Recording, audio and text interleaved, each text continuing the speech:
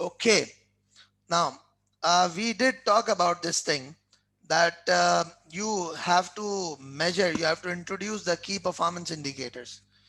And the key performance indicators that are introduced are actually going to be that you can measure the performance of the organization using either the financial performance indicators, or you could measure the performance of the organization using the non-financial performance indicators. The financial performance indicator, we had a very detailed discussion. I repeat, we had a very detailed discussion with respect to the financial performance indicators in our yesterday's class. What we shall be doing now is that we shall be going through these non-financial performance indicators. I repeat, what we shall be doing is we'll be going through these non-financial performance indicators now.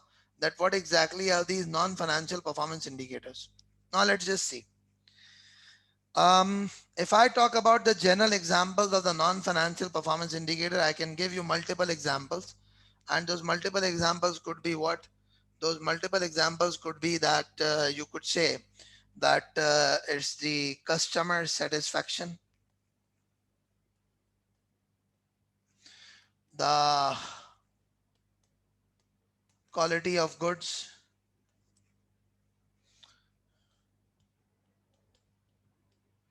customer retention ratio, customer retention ratio,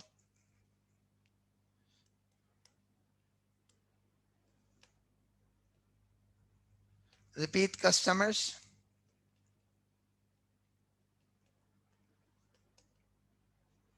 brand image. I'm going to explain each one of them. Brand image,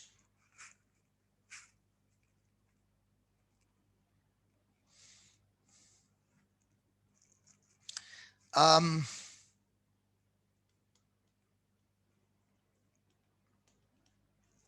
productivity,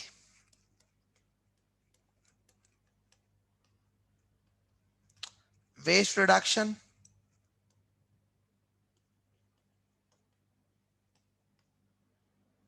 market share,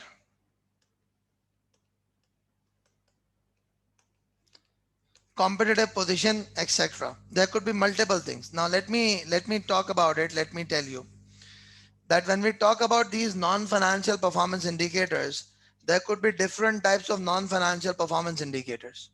What you need to understand is that what could be the different types of non-financial indicators? What exactly do they measure? Uh, what are the different types of non-financial performance indicators? What exactly do they measure? And how can we calculate them? How can we calculate them?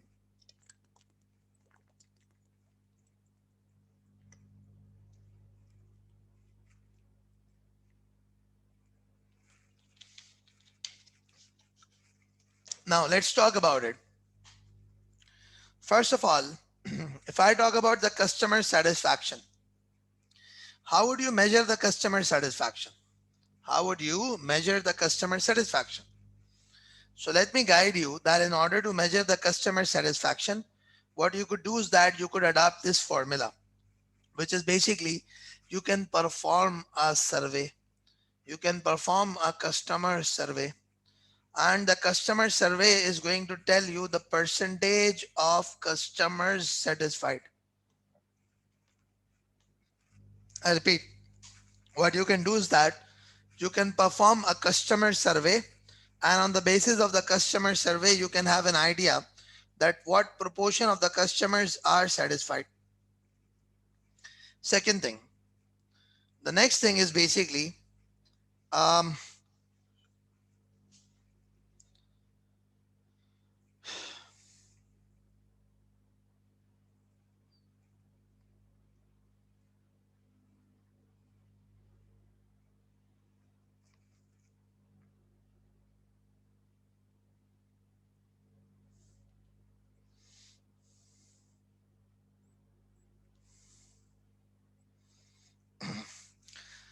the second one of them is quality of goods. Now there are multiple ways of establishing the quality of goods.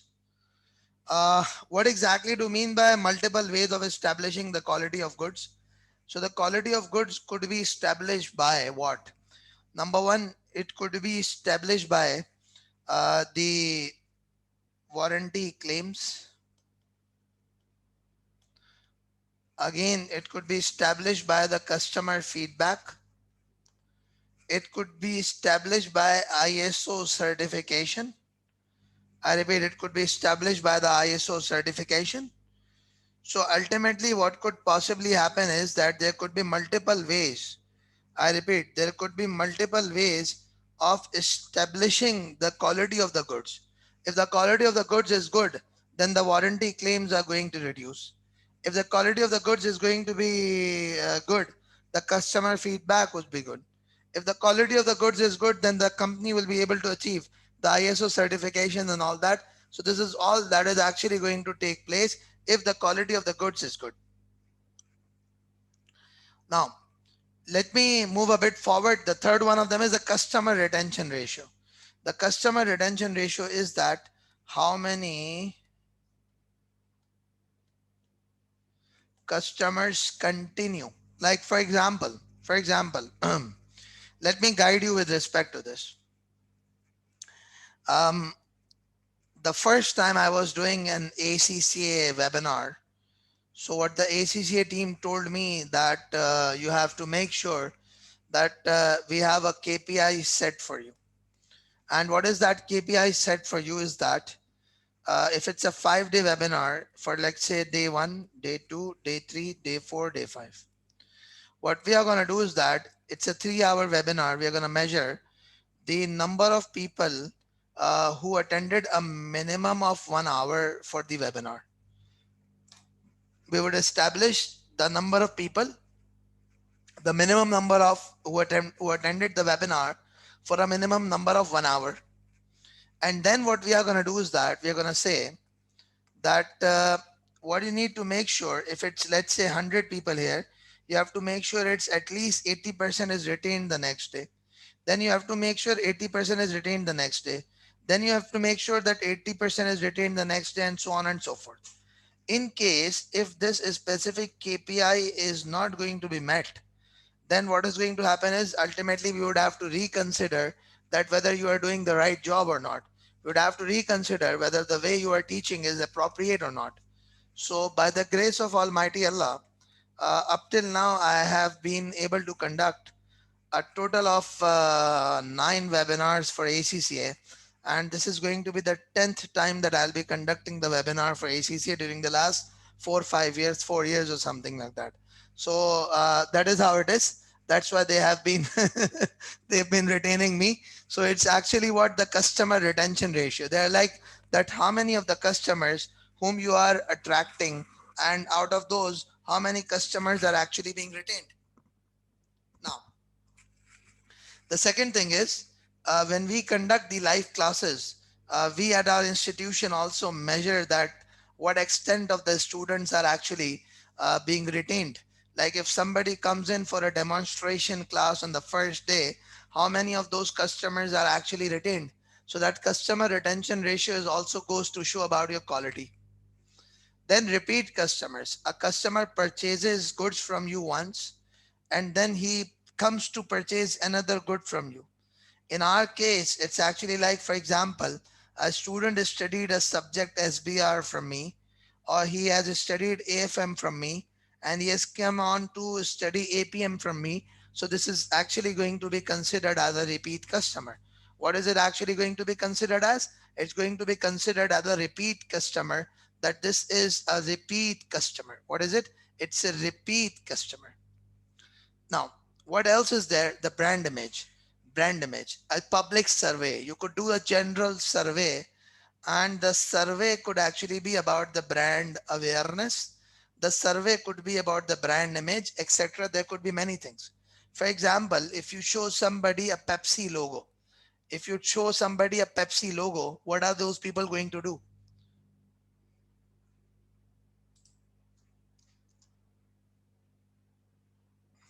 Well, basically retention and repeat customer can overlap, but they can be different also.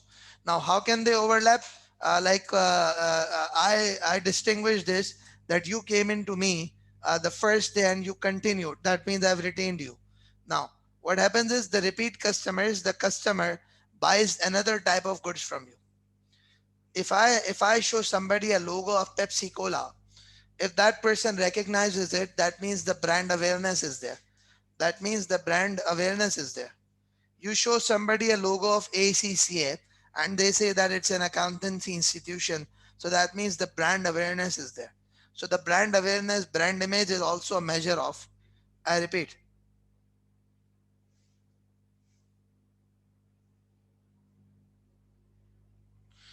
So basically, the brand image, the brand awareness is something that you need to ensure that it has to be, I mean, it has to be there. So this is what it is. Now, let's move a bit forward and discuss further. The next thing is productivity. The productivity is actually about output. The productivity is about the output.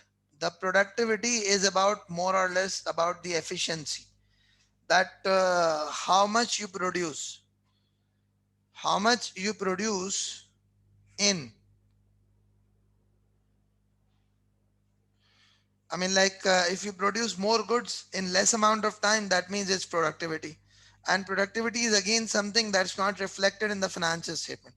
I repeat, productivity is again something not reflected in the financial statement.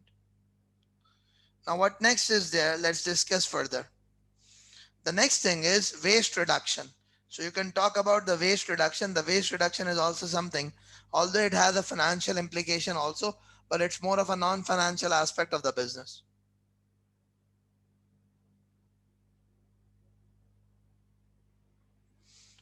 Now, let's move a bit forward and discuss further. The market share. The market share, what does it actually mean?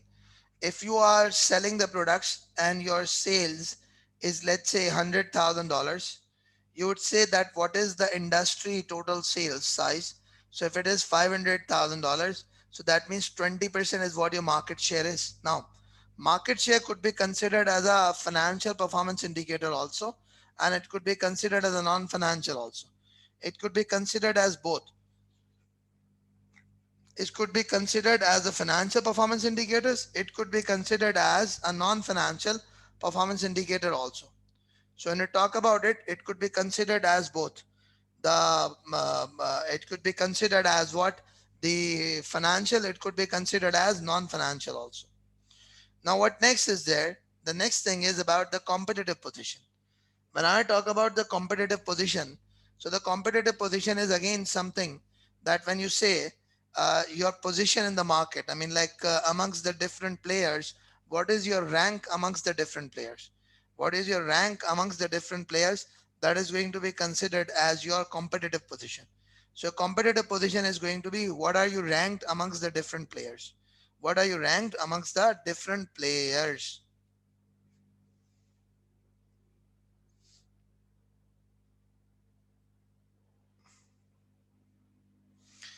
So basically, what happens is when we talk about, I repeat, when we talk about the concept of these non-financial performance indicators, these non-financial performance indicators are what? These are those indicators which are not established from the financial statement. These are those indicators which are not established from the financial statement. That is what is going to be considered as non-financial performance indicators. So is everyone okay with this? Everyone okay with this?